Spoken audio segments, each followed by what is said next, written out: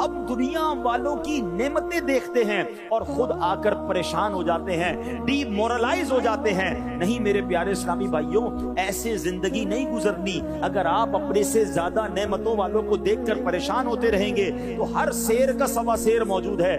کہاں تک جائے گا یہ معاملہ؟ ہمارے پاس جو ہے ہم اس پر بھی خوش نہیں ہو رہے۔ میں آپ کو ایک فرضی ایک سمجھے سچویشن سمجھاتا ہوں، بہت ساروں کی انشاءاللہ امید ہے تسلی ہو جائے گی۔ اب مثال کے طور پہ ایک شخص تھا، چلیں قاری صاحب کو مثال کے طور پہ پیش کرتے ہیں۔ ایک قاری صاحب تھے، وہ روزانہ مدرسے پیدل جاتے تھے، 1 گھنٹہ لگتا تھا مدرسے پیدل جاتے جاتے، اور بڑی گرمی لگتی تھی، پسینہ نکلتا تھا۔ کہتے اللہ کرے تھوڑے پیسے جمع ہو جائیں، سائیکل مل جائے۔ پیسے جمع کیے، تھوڑے تھوڑے کر کے پیسے جمع کے سائیکل لی۔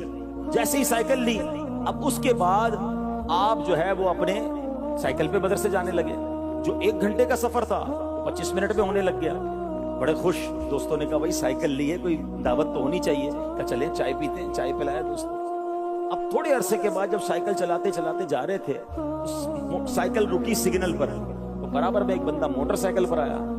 یار سواری تو یہ ہے، میری تو فٹیچر سائیکل ہے، روز پینڈل مار مار کے تھک جاتا ہوں، یہ تو صرف ایک کک مارتا ہے، سپیڈ دیتا ہے بڑا زبردست۔ اب موٹر سائیکل لینی ہے۔ اپنی سائیکل بری لگنے لگ گئی۔ وہ سائیکل جو دعاؤں سے حاصل کی، بڑی منتوں سے حاصل کی، اب وہ بری لگنے لگی۔ اب کیا چاہیے؟ Motor cycle. اب کمیٹی ڈالی، تھوڑے تھوڑے پیسے جمع کیے، کچھ ادھار بھی لیے، گھر کی کوئی چیز بھی بیچی، اور آخر کار موٹر سائیکل لے لی۔ جیسے ہی موٹر سائیکل لی، بہت خوش، بچوں کو بھی بٹھایا، گھمانا پھرانا شروع۔ دوستوں نے کہا بھائی موٹر سائیکل مل گئی، مٹھائی تو کھلاؤ۔ ہاں مٹھائی بھی کھلاؤں گا۔ روز موٹر سائیکل پہ جا رہے ہیں، آ رہے ہیں، بہت مزے۔ تھوڑے دنوں بعد بارش پڑ رہی تھی، موٹر سائیکل رکی جناب سگنل پر، برابر میں آ کے رکی ایک گاڑی۔ یار یہ کیسی سواری ہے، روز کپڑے گندے ہو رہے ہیں، بارش میں بھیگتا ہوا جا رہا ہوں، یہ دیکھو گاڑی والے کتنے مزے میں ہیں، اصل سواری تو گاڑی ہے۔ جیسے ہی یہ دیکھا، موٹر سائیکل بری لگنے لگ گئی۔ حالانکہ اپنی موٹر سائیکل جو دعاؤں سے لی، پیسے جمع کر کر کے لی، اب لینی ہے گاڑی۔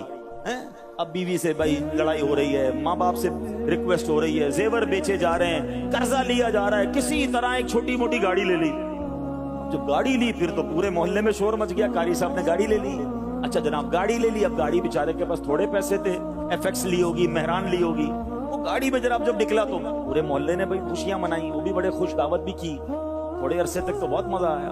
اب جب مہران سگنل پر رکی تو برابر میں آ کے جو نا ٹویوٹا کرولا آ کے رکی، ایئر کنڈیشن والی ہے۔ وہ کہتا ہے میں تو شیشے ہینڈل سے بند کرتا ہوں، یہ تو بٹن دبا کر شیشہ اوپر کر رہا ہے، میں گرمی میں جا رہا ہوں، یہ اے سی میں جا رہا ہے، یہ بیکار گاڑی ہے، گاڑی تو وہ ہونی چاہیے۔ سمجھ آ رہا ہے what I want to say؟ دوسروں کی نعمت دیکھ کر اپنی نعمت بری لگنے لگی۔ مجھے بتاؤ خوشی کب مناؤ گے؟ جو اللہ نے آپ کو دیا اس پر انجوائے کب کرو گے؟ نہ گھر اچھا لگ رہا ہے، نہ فرنیچر اچھا لگ رہا ہے، نہ سواری اچھی لگ رہی ہے، نہ بچے اچھے لگ رہے ہیں، ہر چیز بری لگ رہی ہے کیونکہ دوسروں کی دیکھ کر آ گیا ہوں۔ اب میں آپ کو زندگی آسان کرنے کا، آپ اگر ٹویوٹا کرولا لے لیں گے نا، تھوڑے دنوں بعد لینڈ کروزر کھڑی ہوگی برابر میں۔ لینڈ کروزر لوگے تو آج پاکستان میں ایسے بھی لوگ ہیں جن کے پاس اپنے جہاز ہیں، کدھر تک بھاگو گے؟ کون سی ریس میں پڑ گئے؟ یہ ریس ہی غلط ہے۔ ہاں ریس میں بتاتا ہوں کون سی کرنی ہے۔ بزرگان دین فرماتے ہیں اگر زندگی پرسکون گزارنی ہے، بلکہ ایک حدیث کا خلاصہ بھی یہ ہے کہ نعمتوں میں اپنے سے پیچھے والوں کو دیکھو اور نیکیوں میں اپنے سے آگے والے کو دیکھو۔ یار کبھی لینڈ کروزر قریب سے گزری تو دل بیٹھ گیا میرے پاس کیوں نہیں ہے؟ تہجد گزرا تو دل میں خیال کیوں نہیں آیا کہ یار یہ روز تہجد پڑھتا ہے، میں نہیں پڑھتا؟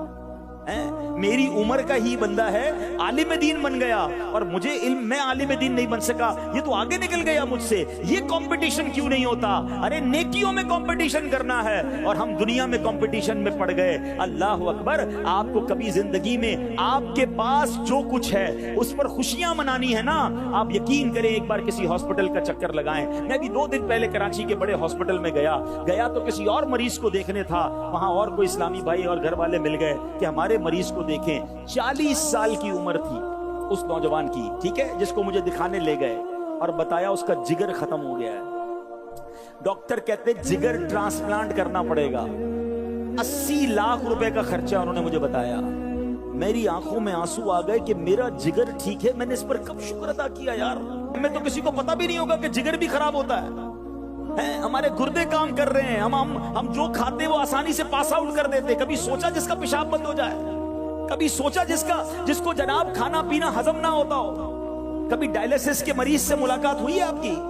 میرے خاندان میں ایک ڈائلیسس کے مریض تھے، وہ بتاتے تھے کہ یار آپ یہ جو جی بھر کے پانی پیتے ہو نا، آپ کو دیکھ کر ہمیں حسرت ہوتی ہے. ڈاکٹر نے کہا پورے دن میں 300 ml کی پانی کی بوتل پینی ہے آپ نے؟ کہتے ایک ایک گھونٹ کر کے پانی پی رہا ہوں. ہمارے گردے کام کر رہے ہیں، ہم نے کب شکر ادا کیا؟ یقین کریں اگر آپ کو جو رب نے دیا ہے اس پر شکر ادا کرنا ہے نا، اور اس پر انجوائے کرنا ہے، موج میں رہو، کیونکہ اللہ نے مجھے کروڑوں سے اچھا بنایا.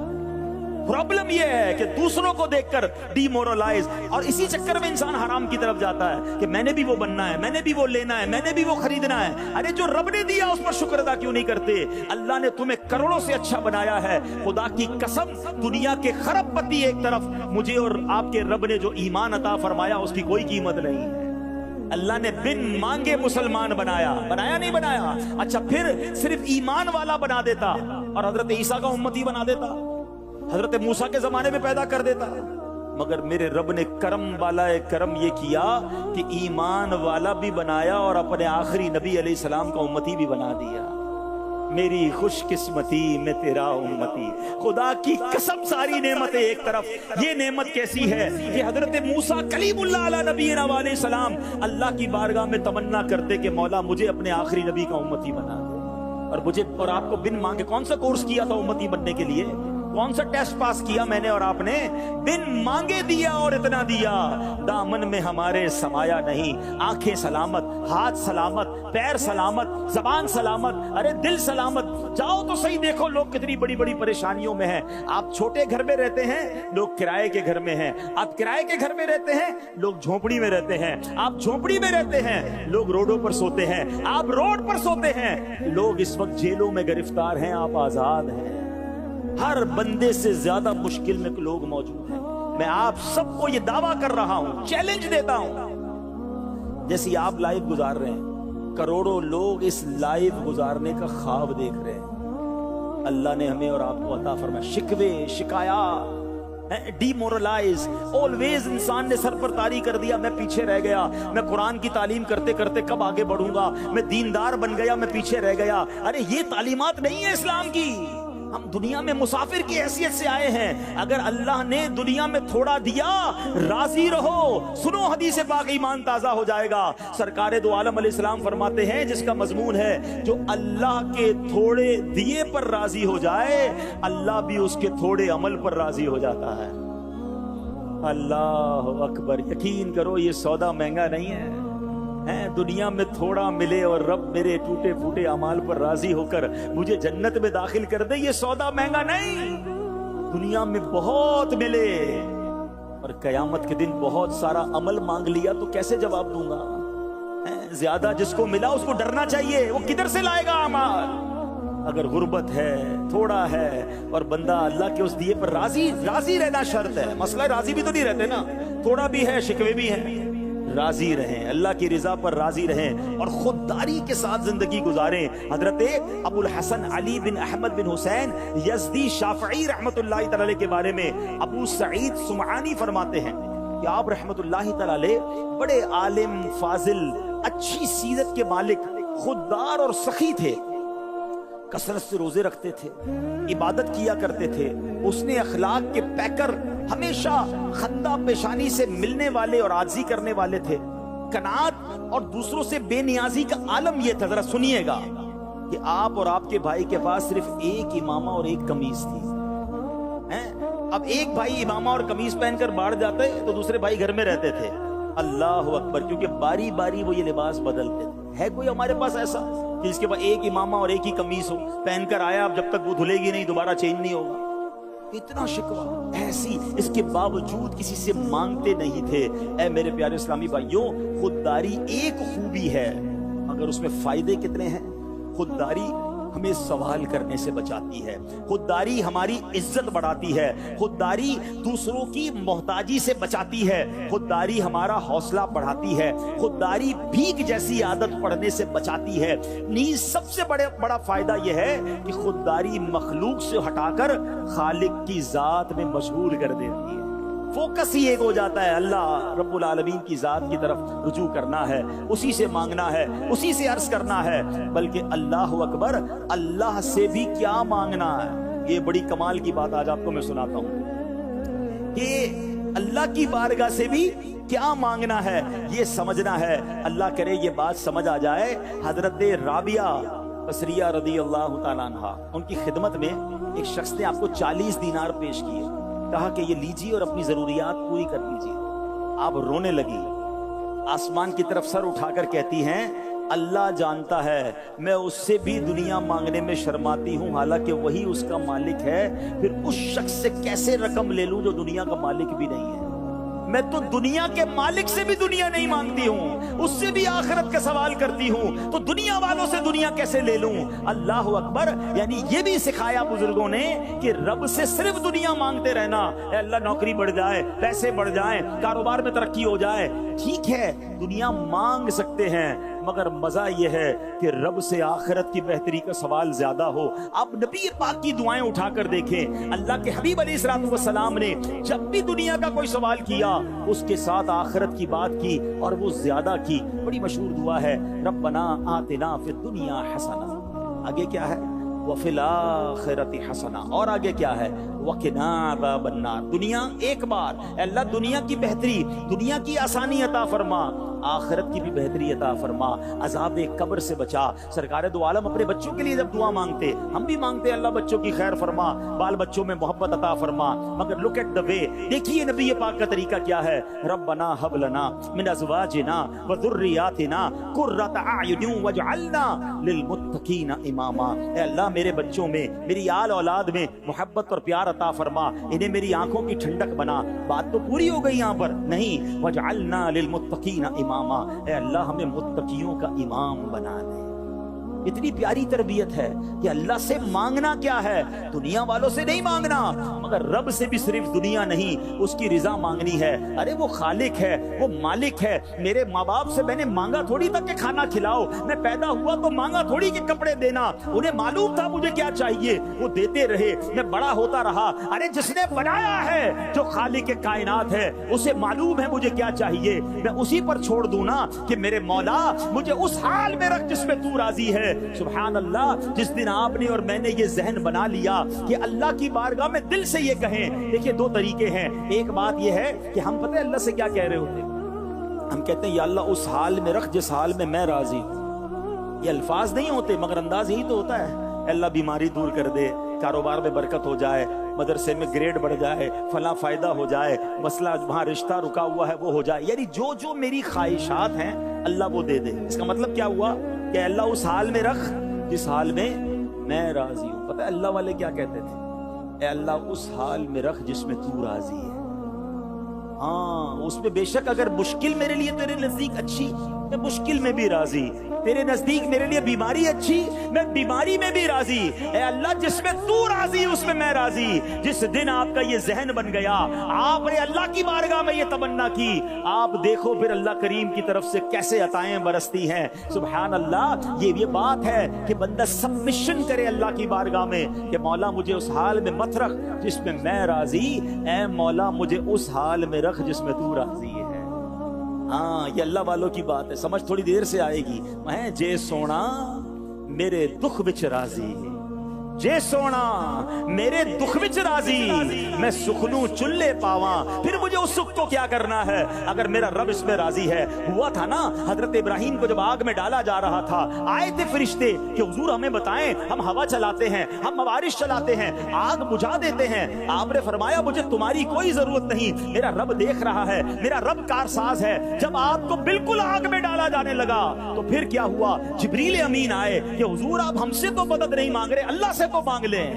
फिर क्या जवाब दिया था, फरमाया अल्लाह देख रहा है ना, अगर उसे बचाना होगा तो बचा लेगा है, और अगर इस बात पर वो राजी है कि मैं जल जाऊं तो मैं जलने के लिए तैयार हूं। फिर क्या हुआ, वो आग को डायरेक्ट अल्लाह ने हुक्म दिया, या ना रुकूनी बरदम व सलामन अला इब्राहिम, ए आग ठंडी और सलामती वाली हो जाए इब्राहिम पर। जब बंदा अल्लाह की बारगाह में सर झुकाता है तो अल्लाह आग को भी बाग बना देता है। अगर आज भी हो इब्राहिम सा ईमान पैदा, फर्क यही तो है, हमारा ईमान वो नहीं रहा। اگر آج بھی ہو ابراہیم سا ایمان پیدا، آگ کر سکتی ہے انداز گلستان پیدا۔ آج بھی آگ باغ بن جائے گی، ایمان وہ چاہیے۔ اے میرے پیارے اسلامی بھائیوں، خودداری اپنانی ہے۔ اب آخر میں اس شخصیت کا واقعہ سن لو جن سے ہم سب بڑا پیار کرتے ہیں، بریلی کے تاجدار امام عشق و محبت اعلی حضرت رحمت اللہ تعالی علیہ۔ آپ کی بارگاہ میں ایک شخص آیا، حاضر ہوا، مرید تھا، مٹھائی کا تحفہ پیش کیا، سلام کیا اور مٹھائی کا تحفہ پیش کیا۔ حضرت نے فرمایا بتاؤ کچھ اور ضرورت ہے؟ نہیں، بس حضور آپ کے دیدار کے لیے آئے۔ آپ نے مٹھائی کا ڈبہ گھر میں بھجوا دیا اور کسی چیز کی حاجت کا نہیں۔ تھوڑی دیر گزر گئی، کہتا حضور ایک تعویذ چاہیے۔ آپ نے تعویذ لکھ کر دیا اور اپنے بچے جو خادم تھا گھر سے جا کے وہ مٹھائی کا ڈبہ لے آؤ۔ ڈبہ واپس آیا، تعویذ بھی دیا، مٹھائی کا ڈبہ بھی دیا اور فرمایا ہمارے یہاں تعویذ بکتا نہیں ہے۔ مٹھائی دے کر تعویذ لینے آئے ہو، پھر مٹھائی لے لو اور تعویذ بھی لے لو۔ کیسی خودداری ہے!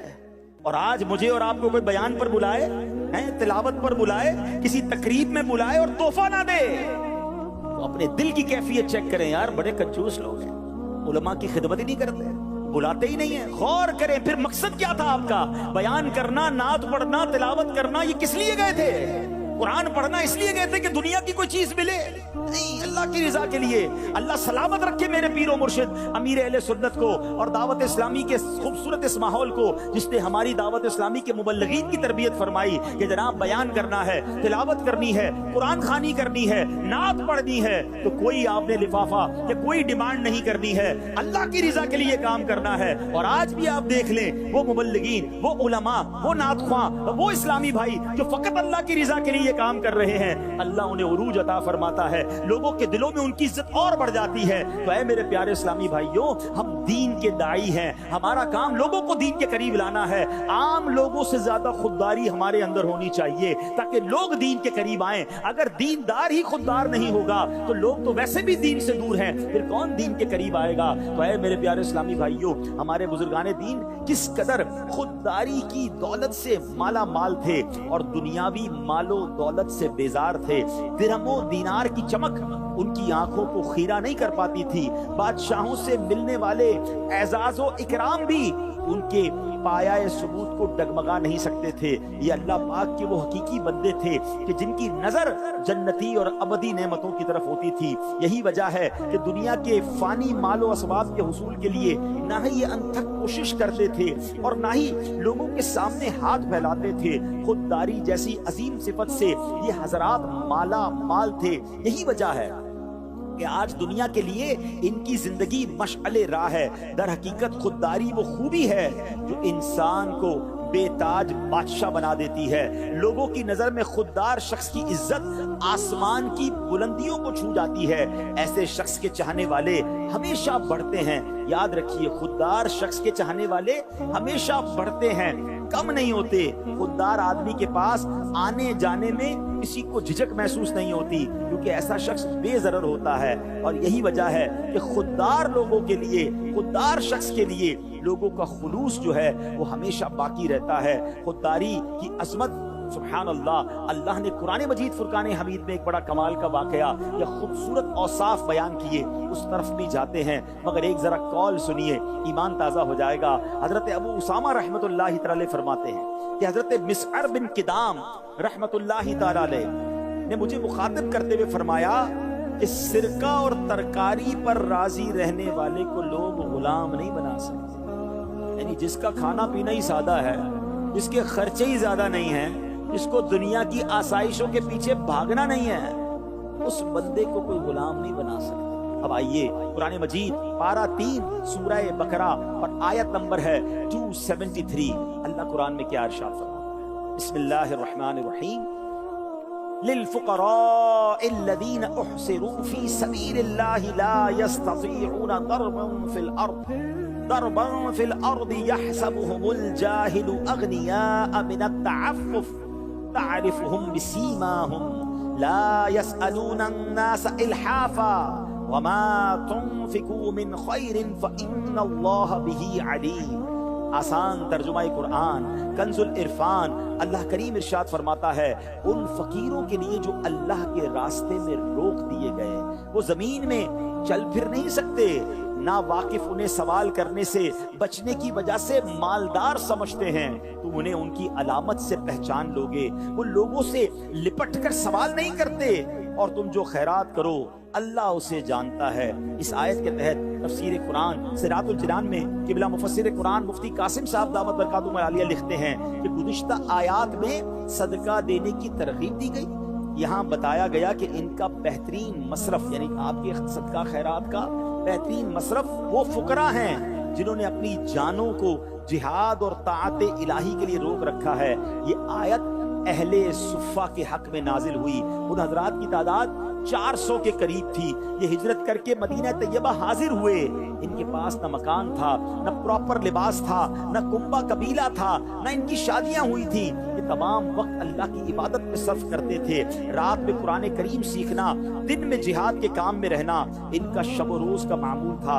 انہی حضرات کی صف میں وہ مشائخ، علماء، طلباء اور خادمین بھی داخل ہیں کہ جو دینی کاموں میں مشغولیت کی وجہ سے کمانے کی فرصت نہیں پاتے، یہ لوگ اپنی عزت و وقار اور مروت کی وجہ سے لوگوں سے سوال بھی نہیں کر پاتے اور اپنے فقر کو چھپانے کی بھی کوشش کرتے ہیں۔ لوگ اس وجہ سے سمجھ رہے ہوتے ہیں کہ ان کا تو گزارا بڑا اچھا ہو رہا ہے، یہ سوال تو نہیں کر رہے، مگر یہ خوددار ہوتے ہیں۔ حقیقت حال اس کے برعکس ہوتی ہے۔ اگر کچھ غور سے دیکھا جائے تو ان لوگوں کی زندگی کا مشقت سے بھرپور ہونا یہ تو کرائم سے ثابت ہے۔ ہم نے اصحاب صفہ کی بات کی، اے میرے پیارے اسلامی بھائیوں، وہ واقعہ آپ نے کئی بار سنا ہوگا، اس کا ایک پہلو تو نبی پاک کا معجزہ ہے کہ جب حضرت ابو ہریرہ رضی اللہ عنہ کہتے ہیں میں بھوک سے بے حال تھا، میرا پیٹ کمر کے ساتھ لگ گیا تھا اور ایسی کیفیت تھی کہ کبھی کبھی تو مجھے غشی آ جاتی، مجھے غلطگی طاری ہو جاتی، اتنی بھوک تھی۔ مگر اب وہ واقعہ تو ہے کہ نبی پاک کی بارگاہ میں گئے اور پیارے آقا نے دودھ کا پیالہ پیش کیا،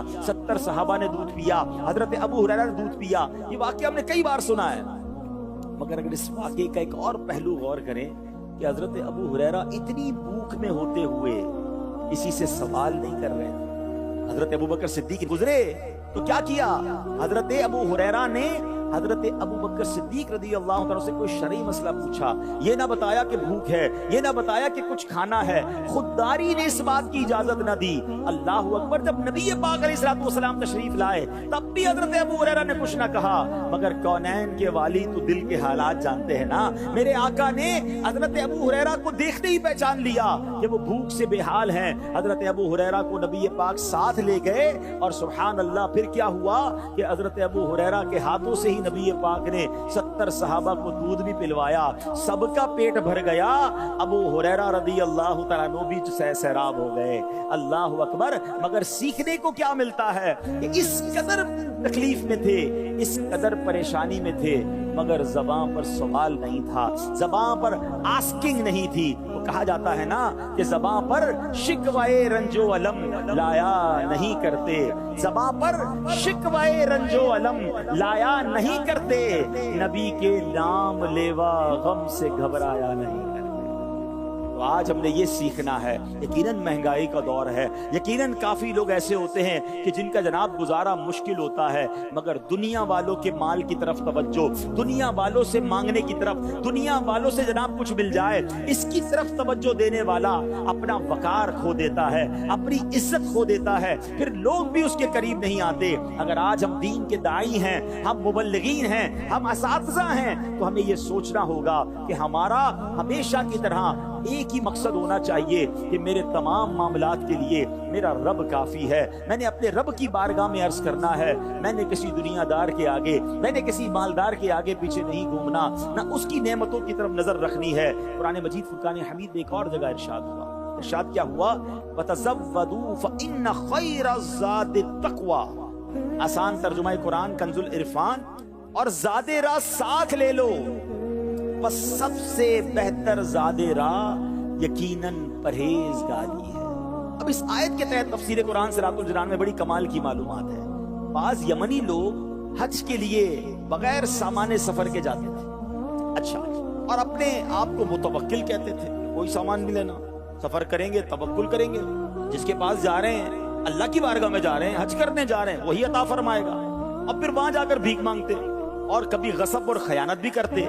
تو ان کے بارے میں یہ آیت نازل ہوئی اور حکم ہوا کہ سفر کا سامان ساتھ لے کر جاؤ, دوسروں پر بوجھ نہ ڈالو, سوال نہ کرو کہ یہ تمام چیزیں تقویٰ اور توکل کے خلاف ہیں, اور تقویٰ بہترین زاد راہ ہے. یہ بھی سمجھا دیا گیا کہ دنیاوی سفر کے لیے سامان سفر ضروری ہے, ایسے ہی سفر آخرت کے لیے پرہیزگاری تقویٰ کا سامان لازم ہے.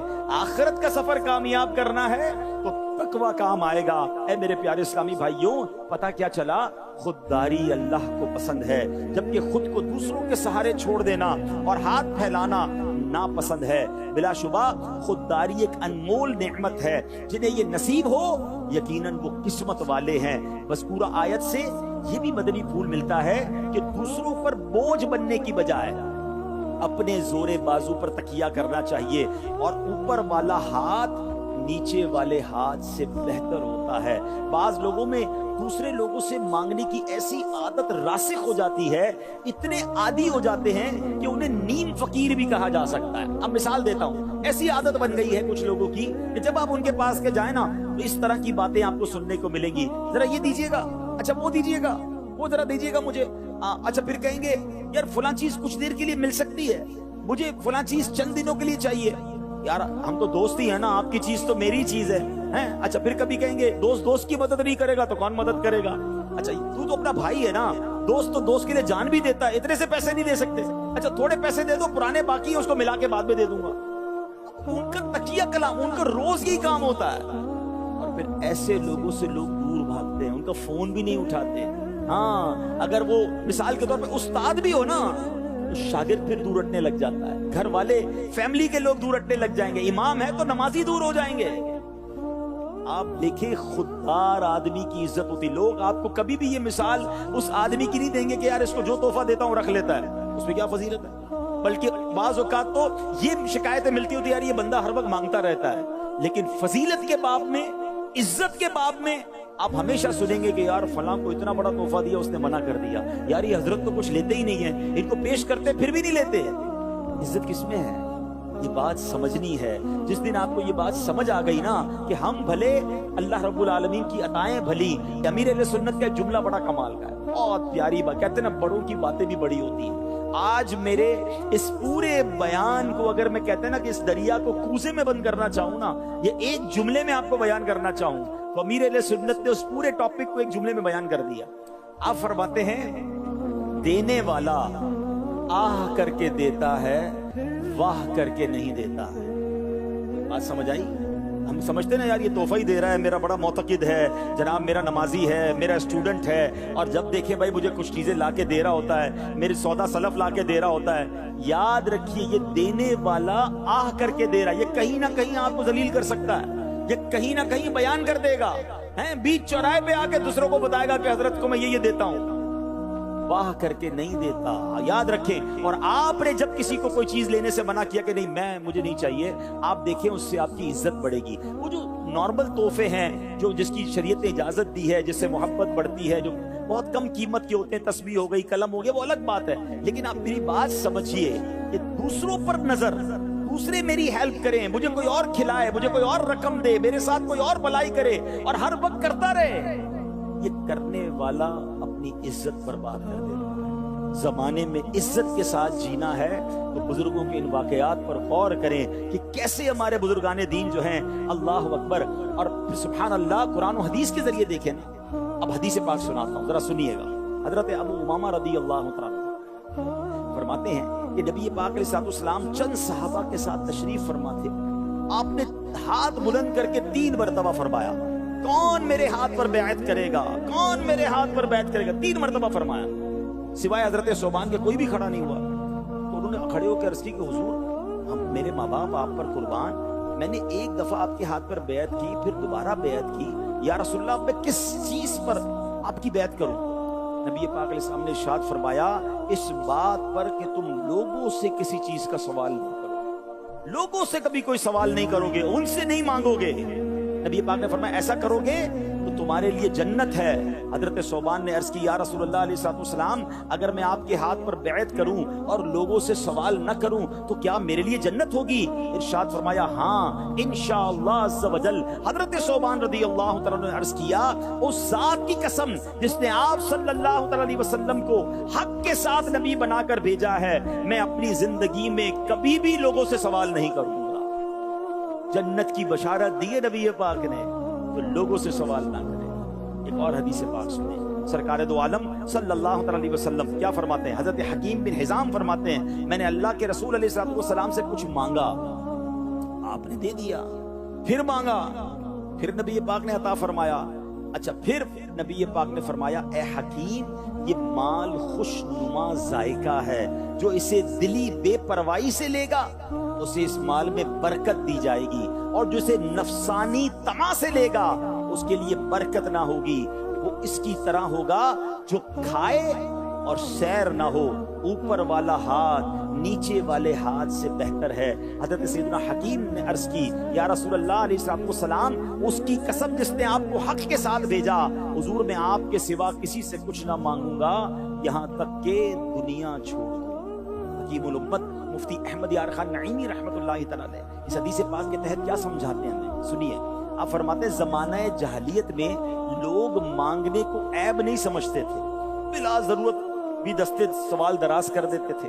نو مسلم اسی عادت کے مطابق اولاً مانگتے تھے، نبی کریم علیہ السلام اکثر انہیں دے کر پھر سوال سے منع کرتے تھے۔